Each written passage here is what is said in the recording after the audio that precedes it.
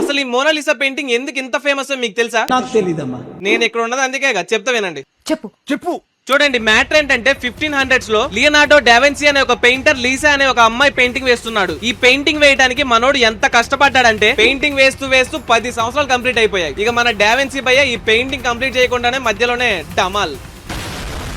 కానీ పెయింటింగ్ ఇప్పటి వరకు ఇంకా కంప్లీట్ అవ్వలేదు. సర్లే, ఎలాగో ఈ పెయింటింగ్ కంప్లీట్ అవ్వలేదు కానీ ఒక ఫ్రాన్స్ కింగ్ ఈ పెయింటింగ్ ని తీసుకున్నాడు. తర్వాత చాలా కింగ్స్ దగ్గరికి ఈ పెయింటింగ్ పాస్ అయింది. అండ్ 1800s లో ఈ పెయింటింగ్ నెపోలియన్ దగ్గర కూడా ఉంది. ఇక ఇంత పెద్ద పెద్ద రాజుల దగ్గర ఉండడం వల్ల ఈ పెయింటింగ్ కొంచెం కొంచెంగా ఫేమస్ అయింది. కానీ కథలో ఒక కొత్త ట్విస్ట్. 1911 లో ఈ పెయింటింగ్ ని ఒక మ్యూజియం నుంచి కొట్టేశారు. ఈ న్యూస్ చాలా చాలా పెద్దదైంది. ఎంత పెద్దదైందంటే ప్రపంచం మొత్తం ఈ పెయింటింగ్ గురించే మాట్లాడుతున్నారు. చాలా మంది ఈ పెయింటింగ్ ఉన్న ఖాళీ ప్లేస్ ని చూడటానికి కూడా వచ్చారు. ఈ పెయింటింగ్ ని వెతికే గ్యాప్ లో ఆ టైమ్ లో చాలా ఫేమస్ పెయింటర్ అయిన పాబ్లో పికాసోను కూడా పట్టుకొని బొక్కలో వేశారు. కానీ తర్వాత తెలిసింది ఏంటంటే ఆ పెయింటింగ్ ని మ్యూజియం లో పనిచేసేవాడే ఆ పెయింటింగ్ ని కొట్టేశాడు. మళ్ళీ 2 సంవత్సరాల తర్వాత ఆ పెయింటింగ్ ని తిరిగి మ్యూజియం లో పెట్టారు. అప్పటి నుంచి ఈ పెయింటింగ్ ని చూడటానికి చాలా మంది వచ్చారు. ఇక ఈ పెయింటింగ్ ఎంత ఫేమస్ అయిందంటే ఇక చెప్పలేము, ఇక అంత ఫేమస్ అయింది. అండ్ ఇప్పుడు ఈ పెయింటింగ్ ప్రైస్ వచ్చేసరికి ఆల్మోస్ట్ $1 బిలియన్.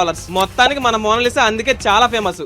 సారీ, ఈ మోనాలిసా కాదు, ఈ మోనాలిసా. అండ్ ఫైనల్లీ మీకు ఈ వీడియో నచ్చినట్టయితే ఇప్పుడే మోనాలిసా అని కామెంట్ చేసి సబ్స్క్రైబ్ చేసుకోవచ్చు కదా.